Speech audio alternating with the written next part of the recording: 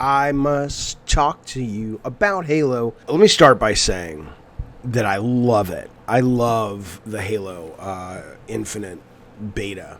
It is just so much fun. It's one of the most fun games I've played in a long time. It's one of the best multiplayer shooters I've played probably since, I said last night on Twitter, Team Fortress 1, okay? I think I believe that. I want to give it a little more time to marinate, but it's great, man. I'm loving it. I'm playing it all the time. I bought the Battle Pass. I bought a suit of armor, or whatever, the kit for it last night. It's just wonderful. Wonderful fucking game. So I'm not here to talk shit about Halo. I think it's great. I do think it's a fascinating design business conundrum that game is in, if my theory holds, if I'm correct. Let me tell you, let me give you the high concept. There's really two issues that I think prevent Halo from being successful. Both of those issues are the very thing that make it great, okay? The first one is the moment-to-moment gameplay. And the second one is the meta. Now, when I say meta, I mean meta in the way of like the thing that sits above the moment-to-moment gameplay, like the unlocks and all that stuff, okay? Let's start with the gameplay, shall we? I swear to God, I'm not like losing my mind. I have a lot of hyper,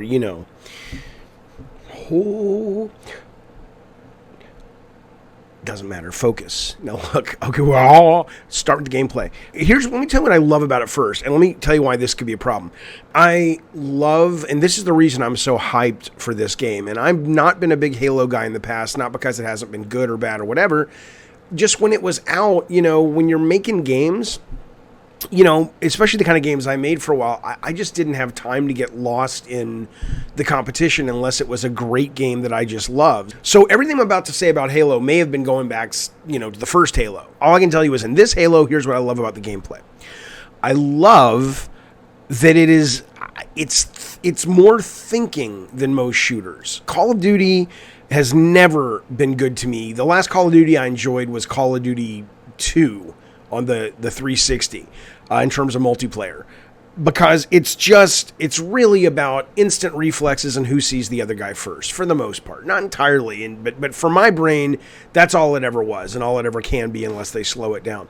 Halo is thinking and action. It really is everything from the time to kill and your ability to counter when your armor is down, and just to have that brief moment of surviving and see it filling back up, and literally going, okay, I have this little window where I can turn this situation into something bad to something good. Do I rush the guy? Do I turn the corner? Is my knowledge of the map good enough that it's going to allow me to make it to that area and then jump and do that little turbo dash thing off to the left to avoid rotating? Because if I rotated, it would be too long and I get shot and I die. I mean, there's just a lot of depth in those little firefights, the one-on-one or one-on-two battles, right?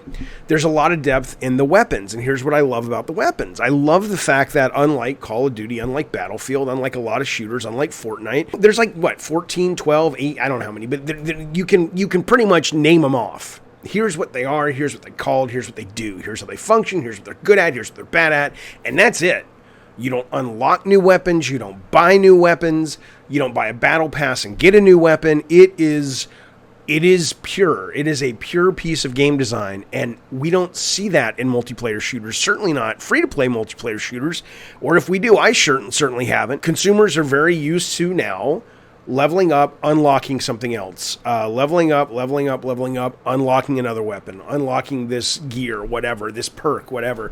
And it absolutely breaks the moment-to-moment gameplay because you don't really know what you're up against. It would be like playing chess and there's a knight, like the horse, right?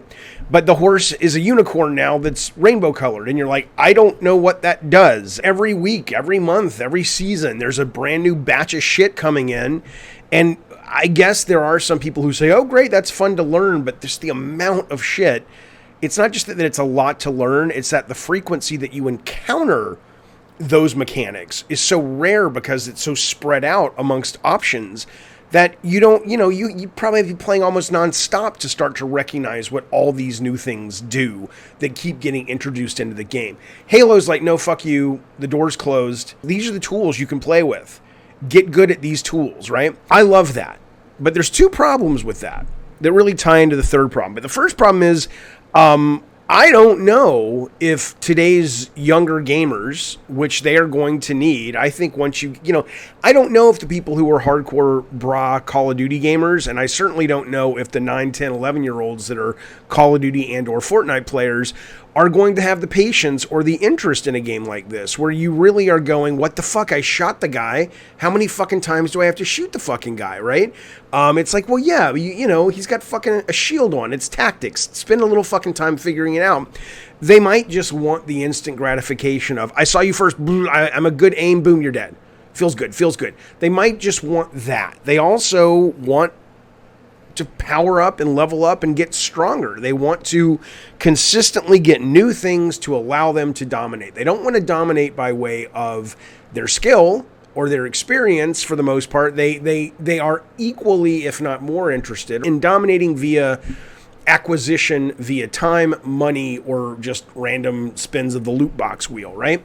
Well, I'm not saying that's good or bad. It's bad for me. I hate that shit. But clearly millions upon millions of people love that shit. That's great. But I wonder if those people will convert to Halo players, because I could see Halo feeling like you've just been gorging on fucking sweets and sugar all year long, and then somebody offers you a wonderfully home-cooked meal, and as great as it is, you're just like, my palate is not interested in that. I just need more fucking, Hershey bars and shit, right? So I don't know if the game is too mental for the amount of people that Microsoft is going to need to make this a hit. The other part, though, is the meta that sits above the game. And I don't mean the Battle Pass XP. That's being worked on, and they've taken out some challenges that don't make a lot of sense. They've been really good about that. But there's a bigger issue with this, which is if you look at Call of Duty strings you along, whether you're talking Warzone with the Battle Pass or you're talking just a mainline Call of Duty, you're unlocking perks, you're unlocking weapons, you're unlocking abilities, along with things like skins and new operators and operator skins and all that. But there's always a sense of, if I just hang in there and keep blasting, I'm going to get something really fucking cool. Okay, well, Halo doesn't do that. The minute Halo does that is the minute Halo stops being Halo. And it may have to if people aren't being engaged by what Halo is offering in their Battle Pass or their upgrades, okay? But if Halo leans too far into Call of Duty meta, they're fucked. Or at least the current definition of what Halo is, Halo Infinite is fucked. If Halo leans too far the other way into Fortnite, they're fucked, right? Fortnite has the Battle Pass, but Fortnite is a third-person shooter. Fortnite has skins that they unlock in the Battle Pass. Those skins are on display for you. Those skins are really wacky and weird and creative. And then they sell the wacky and weird and creative as well in the Fortnite shop, whatever the thing they call it. Halo has tried that. I want to say it was, again, I'm not a big Halo. I don't want to act like I'm sitting here like, remember the Master Chief Collection, Season 8? All I know is through some very cursory research, my understanding is Halo fans don't like that shit. Halo's already come out and said, we're not doing crazy emotes, we're not doing crazy dances, it fucks canon, it's stupid for our brand. I think they're right. I love when they said that. But when Halo Master Chief Collection came out and they were offering these really out-of-the-box, like, Greek mythology helmets and stuff for the Spartans. Like there was like a Medusa one and a Trojan warrior one and all this shit with the fin. Apparently Halo fans and reviewers were like, this is not Halo. Okay. So if Halo needs to sell shit that is more cosmetically interesting, they don't have a lot of wiggle room. For me, who doesn't have a lot of history with Halo, I would love to give money and get a Spider-Man suit of Spartan armor. I would love to give money and get, I don't fucking know, pay $50 and I can upload my own little sticker that goes on the chest of the thing. I'd be all over it. But that's not Halo for some people, right? So they can't go too far into Fortnite, and then they can't go too far into Call of Duty, because the minute you start unleashing weapons to people for leveling up or buying or anything, it's like adding new pieces to chess, which is bad enough because most people would say chess is perfect, but then not everybody has the same fucking pieces. So they have this very limited space where they can play in terms of what they can unlock and what they can keep people engaged with beyond the moment to moment. My fear is that the moment to moment is so good and so brilliant because they have simply said to these, the current state of shooters, which is wacky and crazy and it fucks your brand. And over here, unlock everything, you'll feel like a badass, but it fucks your moment-to-moment gameplay and it no longer really feels fair. It's just more like, my friends are playing it, fuck it, this is a lot of fun, let's shoot people, who gives a shit, right? Halo works because it doesn't do either of those things. And I wonder, with a free-to-play title, where do they go? They can't go too far to the left or too far to the right. The one thing I will say, and again, I know my last game was Drawn to Death, which was a total failure critically and mostly commercially. I only bring it up because we had this struggle as well because we were free to play.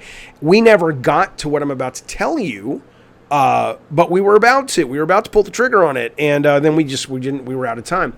But the way we did it, we looked at the way Mario Kart 8 did their level selection. And it was, if you don't know, that you vote, right? So everybody gets to vote on the level that comes up next. Not a big deal. Lots of games do it.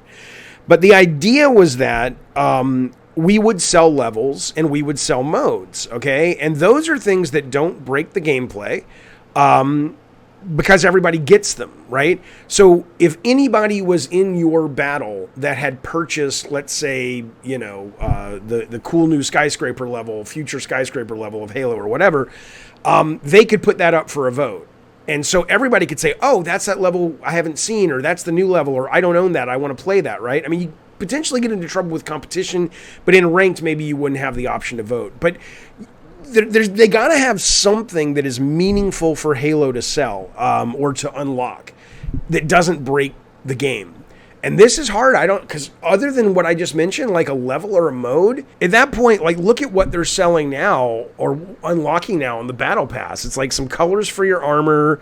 I mean, the second thing I unlocked was a stupid little fucking piece of metal that goes on top of my helmet. Who gives a shit? I mean, I get that not every one of these things is going to be amazing, but most of them are just crap. You're just waiting to get to something good. Everything should at least ping your brain a little bit, drip some dopamine in there and go, okay, that felt good. A lot of these things are letting you unlock, and I get why, because they don't fuck the gameplay up, and they don't fuck the brand up. But I don't know. I would hate to see these guys come to a point where they say, we know this game is great, guys, but it's not making the kind of money we need it to make. Let's go to plan B. And plan B is it gets a little crazy with the intellectual property, which I would be totally okay with because I don't have a soft spot for the Halo lore. The worst one, though, would be let's start selling weapons. Let's start selling things that fuck the gameplay. And then I think it's kind of curtains for this fucking thing. But that's assuming that the core gameplay even resonates with more people who are under the age 30. A lot of people, like I said at the beginning of this goddamn thing, might be looking at Halo and going, this is fucking too brainy. I know it doesn't come across like, it's not like Luminous Gate or something, but it doesn't have the instant gratification of a lot of other shooters. I know right now everybody's loving it, everybody's playing it, but I'm so hopeful that this will continue because it really is one of the most fun games I've played all year and one of the best multiplayer shooters I have played. All right, there you go. That's my thoughts on Halo. I don't know if the screen just froze. If it did, I'm still here, baby. I'm still here in your heart and your soul and your spirit. I'll never leave you. Who else will never leave you? That's right, Stan Lee. Hope you're well. See you soon.